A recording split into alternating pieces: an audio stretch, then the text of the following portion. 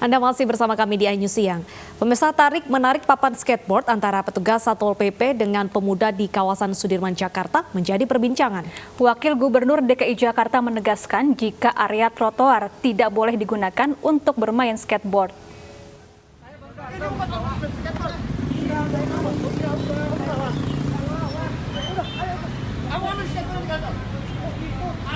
Saya pulang. Iya, saya enggak. Sebuah rekaman amatir dari penertiban Satpol PP terhadap sejumlah anak muda yang bermain skateboard di trotoar sepanjang Jalan Sudirman, Jakarta Pusat ramai diperbincangkan netizen di jagat dunia Twitter. Video ini diunggah oleh akun Aflan Besis. Tampak seorang anak muda protes dan berusaha menahan papan skateboard yang hendak diamankan petugas, sedangkan yang lainnya kabur. Menurut Wakil Gubernur DKI Jakarta, penindakan yang dilakukan petugas Satpol PP untuk melindungi keselamatan masyarakat luas. Terlebih adanya pelanggaran protokol kesehatan dengan berkerumun dan tidak memakai masker. Boleh nggak sih Pak olahraga skateboard itu Pak di olahraga skateboard itu di trotoar tidak boleh.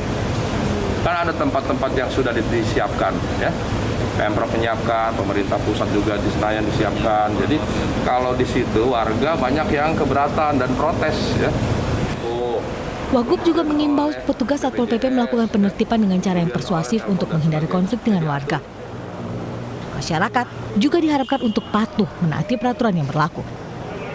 Dari Jakarta Pusat, Rani Sanjaya, iNews melaporkan. Pemirsa, harga cabai di sejumlah pasar tradisional di Kabupaten Cirebon, Jawa Barat merangkak naik tajam hingga mencapai Rp140.000 per kilogram. Sementara di Bandung, pedagang terpaksa menjual cabai busuk sebagai pengganti.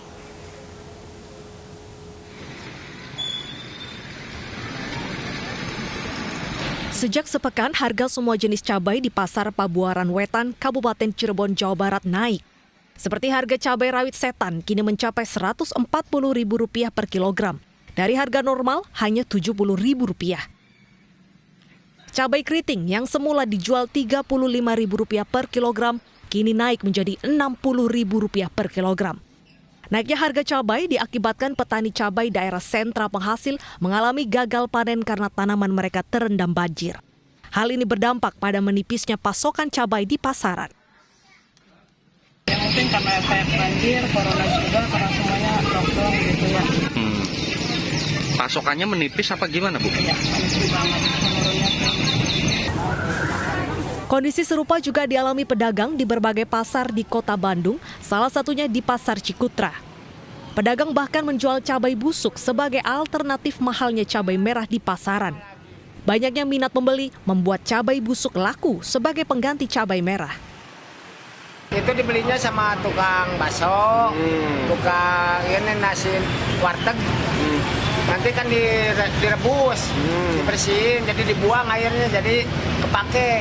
Yang busuk, semaunya yang beli. maunya yang beli? Oh jadi banyak peminatnya juga ya Pak? Banyak. Misalkan ini segini 20.000, udah aja 20.000 lah kasih. Kan harganya sesuai. Akibat kenaikan cabai yang tak terkendali, minat pembeli pun menurun. Sehingga pedagang berharap harga cabai bisa kembali normal di kisaran harga Rp20.000. Tim Liputan iNews melaporkan. Ya, harga cabai melonjak di pasaran. Lalu bagaimana dampaknya pada petani cabai? Selain itu, bagaimana warung-warung makan mensiasati kenaikan harga cabai agar tidak merugi? Sudah ada reporter kami Bunga Ayu di Rumah Makan Padang Mini Jaya, Jakarta.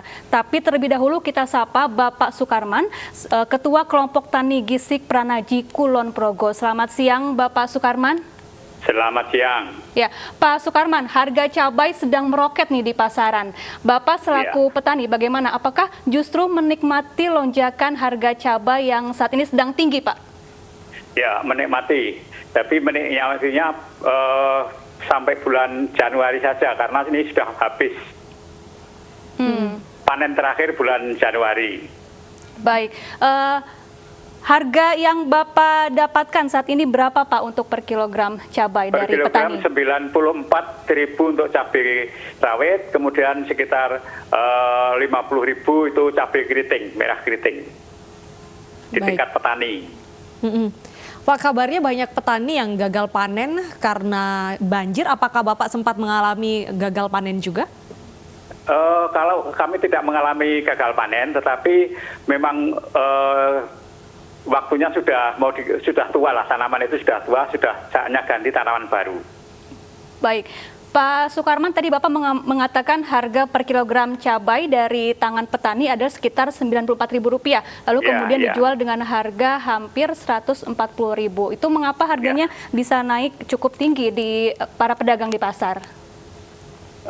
Kemungkinan kalau yang di pasar itu karena belinya eceran. Kalau di tingkat petani kan belinya borongan, jadi ada berapa kuintal atau berapa ton gitu.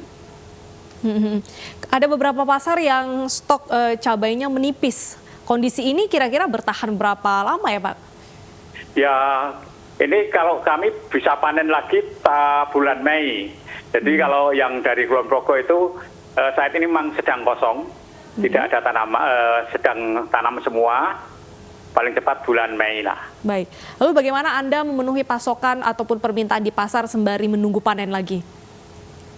Yang jelas kami tidak bisa memenuhi pasokan karena itu kami sedang persiapan tanam, sedang sibuk-sibuknya tanam cabai, sehingga untuk memenuhi pasaran yang terutama yang di Jakarta jelas tidak mungkin mampu. Baik.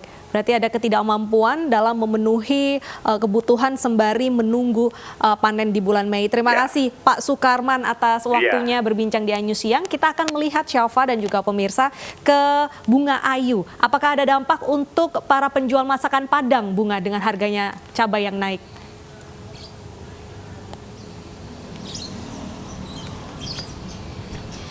Ya baik Safa dan juga Deta, memang dampak kenaikan harga cabai ini tidak hanya dipengaruhi oleh petani saja, namun juga dirasakan oleh pedagang warung seperti Rumah Makan Padang. Yang kita ketahui Rumah Makan Padang ini dengan ciri khas pedas, pastinya dengan bahan baku cabai. Nah, apa saja sih cara-cara dari pengelola makanan Padang ini untuk mensiasati? Kita langsung masuk saja ya. Safa dan juga Deta, kalau kita mengingat kembali apa saja sih menu-menu yang biasanya dikelola dengan bumbu-bumbu cabai. Kita boleh lihat dulu menunya ke dalam dulu ya. Saya coba bergeser di sini.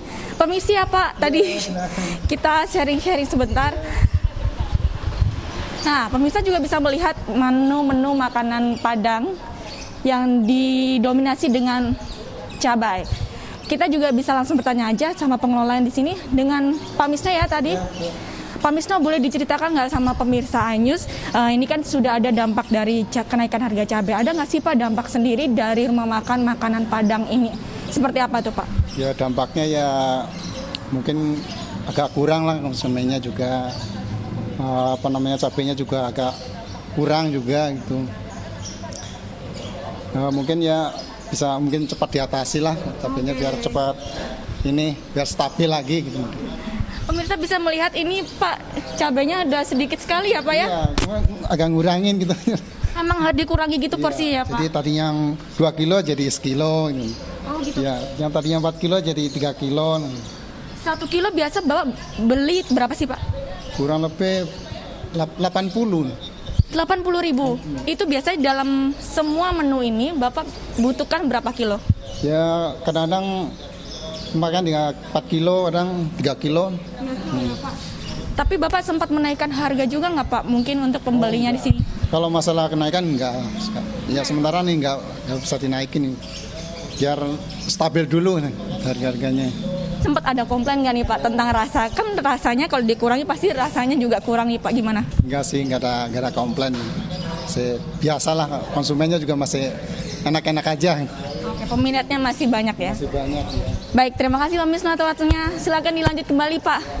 Nah, Safa dan juga Deta itu tadi dampak-dampak yang dirasakan oleh pedagang kecil, khususnya ini rumah makan Padang kecil. Biasa juga konsumennya adalah para pekerja atau karyawan dan juga driver-driver ojek online. Dan cara-cara tadi dengan cara mengurangi porsi dari cabai, itulah cara siasati dari pemilik atau pengelola rumah makan Padang.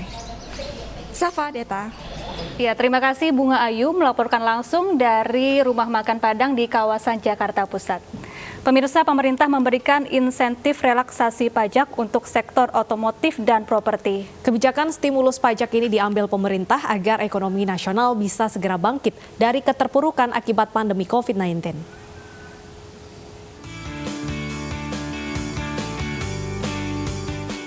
Pemerintah memberi keringanan bagi masyarakat untuk membeli kendaraan baru dengan sistem relaksasi pajak penjualan atas barang mewah atau PPNBM. Diskon PPNBM yang ditanggung pemerintah ini memiliki batas waktu dan besarannya akan turun setiap 3 bulan. Sementara itu di sektor properti, pemerintah memastikan akan menanggung biaya pajak pertambahan nilai untuk pembelian rumah tapak dan rumah susun selama periode 1 Maret hingga 30 Agustus 2021. Jadi tentu dengan kembalinya kedua sektor ini mencapai kapasitas ataupun penjualan yang cukup baik dan mendorong daya beli masyarakat, secara langsung tentu kita berlihat bahwa ini bisa menambahkan pertumbuhan 0,9 sampai 1%. Kebijakan diskon pajak untuk kendaraan bermotor dan sektor properti diharapkan mampu menarik minat kelas menengah untuk melakukan konsumsi yang tinggi. Hal ini seiring dengan pulihnya kegiatan ekonomi dan melandainya kasus harian COVID-19, serta masifnya program vaksinasi yang sedang dijalani pemerintah. Tim Liputan iNews melaporkan. Pemirsa, kita punya kabar gembira untuk pasangan calon pengantin yang tahun ini berencana akan menikah. Karena pemerintah akan memberikan bantuan langsung tunai khusus bagi mereka yang akan menikah. Program bantuan tunai ini untuk mencegah munculnya keluarga miskin baru. Untuk informasi selengkapnya langsung saja Anda lihat di www.sindonews.com.